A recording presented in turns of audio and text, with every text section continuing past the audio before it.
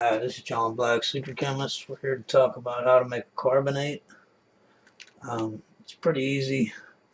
You just take the hydroxide and bubble CO2 through it while it's in aqueous solution. Meaning that if you want potassium carbonate, then you get potassium hydroxide and you bubble CO2 through it while it's in water.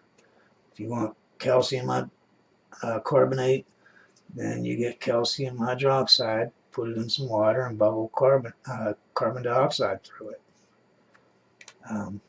CO2 and H2O make carbonic acid, right? And if you have a hydroxide's a base and carbonic acid's an acid and a base make salt water. So look at these examples. I got potassium hydroxide here. If I bubble CO2 through, put it in water and bubble CO2 through the water, I'd make carbonic acid, and then would react to make salt water. It would be potassium carbonate. If I had calcium hydroxide, I put it in water, I bubble CO2 through it to make my carbonic acid. It reacts, makes salt water, calcium carbonate, and water.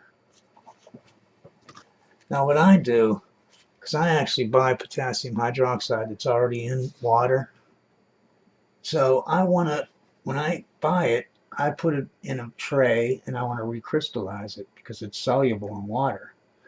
But I don't like to do it fast. I just basically put it in a glass pan and throw it on my radiator, my heater in my house. I have hot water. So it takes time for that to evaporate. And during that time that it evaporates, it's so long that it's heating up and down. You got carbon dioxide going in and out of that solution, might take a week. That stuff is already, I don't even have to bubble any CO2 in. Just the CO2 from the air did the job. Now potassium and sodium hydroxide, they're soluble. All the other hydroxides are either slightly soluble or almost insoluble, if not insoluble. So let's use calcium hydroxide as an example. Okay, so let's go down to the next example with the calcium hydroxide.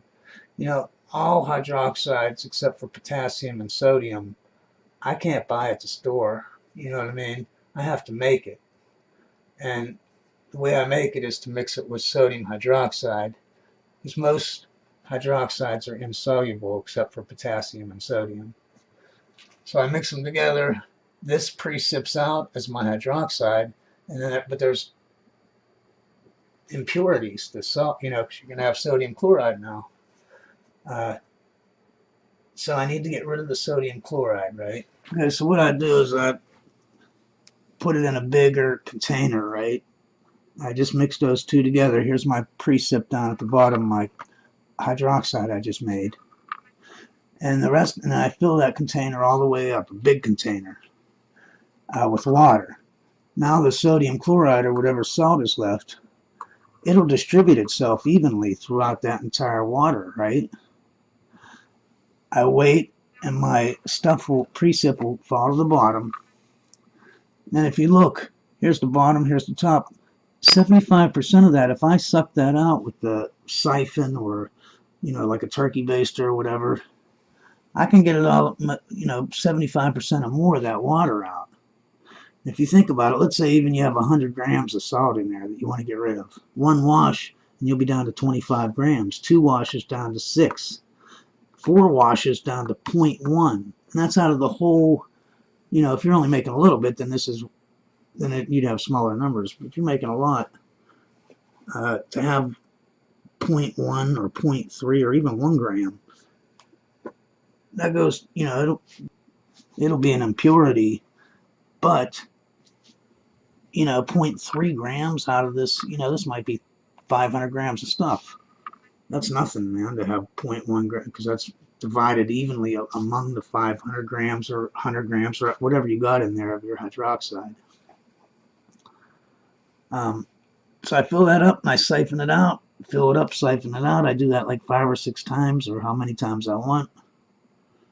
And during that time, because it takes so long for it to settle, the carbon dioxide goes in and out of the water, and it basically just makes the H2CO3 and converts the hydroxide to the carbonate by the time I'm done, right?